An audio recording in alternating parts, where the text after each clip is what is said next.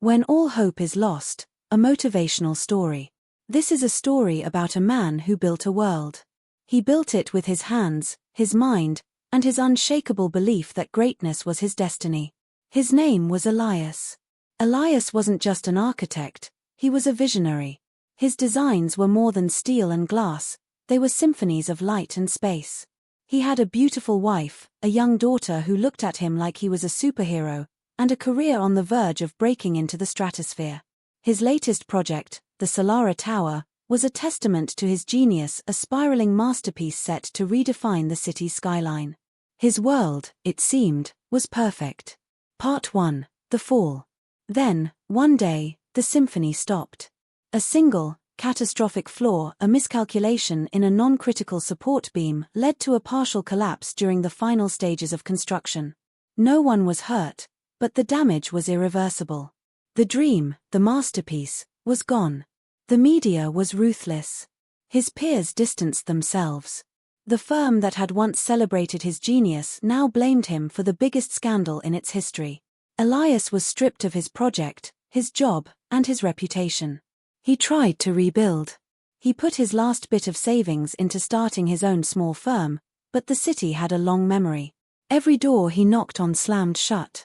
He watched his bank account drain, the numbers a countdown to an inevitable, unforgiving end.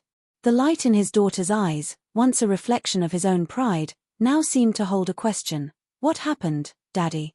The weight of it all was crushing.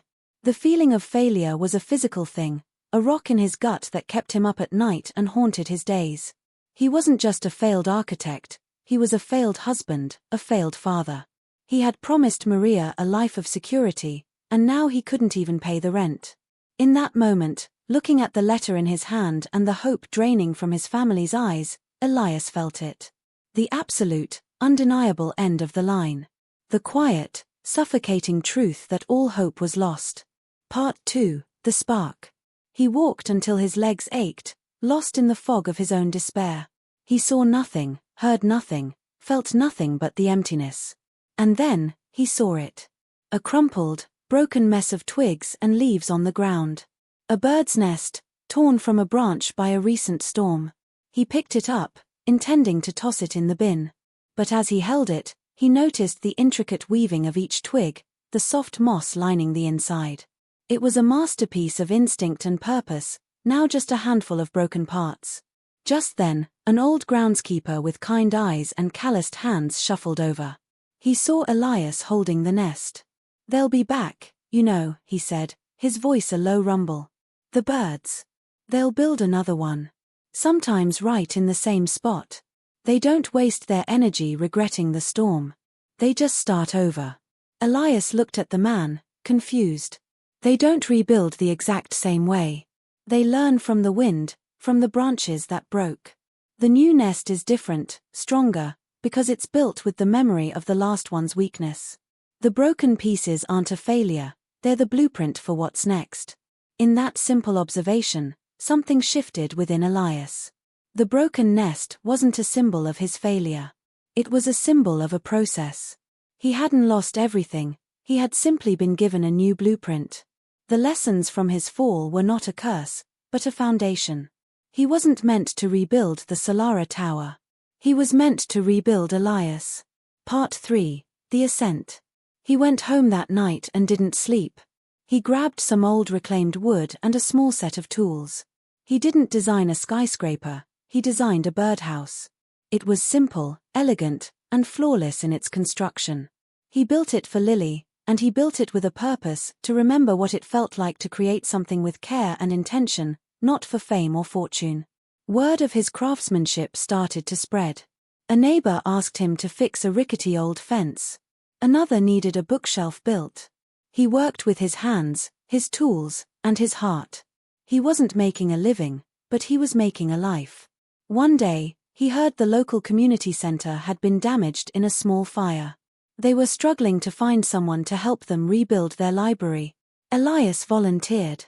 This was his new Solara Tower.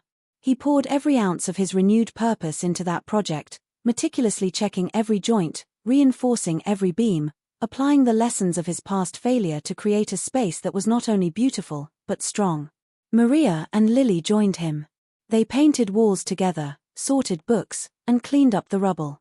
They weren't just rebuilding a community center, they were rebuilding their family. They were rebuilding their hope. The triumph. The grand reopening of the community center was a day of celebration. Elias stood in the back, a quiet smile on his face, watching the community he had helped rebuild come alive. As he looked around, he saw the groundskeeper from the park, sitting on a new bench he had designed, and the old man gave him a nod. Later, a former colleague approached him. He wasn't there to gloat or to offer pity. He was there because he had seen what Elias had done. He saw the strength, the resilience, and the quiet integrity that had grown from the ashes of his fall. He offered Elias a new opportunity not to design towering skyscrapers, but to join him on a mission to build beautiful, affordable, sustainable homes for the very community that had helped him rise. Elias accepted. He was not the architect of the Solara Tower. He was something more profound. He was a master craftsman of hope. He had learned that the biggest, most spectacular failure is not a testament to your weakness, but a proving ground for your strength. The world doesn't need the man who built a masterpiece out of arrogance. It needs the man who rebuilt his life out of purpose. What you think is the end is often just the beginning. The ground you hit when you lose everything is the bedrock upon which you can build something stronger, more meaningful, and more beautiful than you ever thought possible. Your greatest failure is not the end. It's the blueprint for your greatest comeback. The world doesn't need the broken pieces of who you were. It needs the masterpiece you become when you decide to rebuild.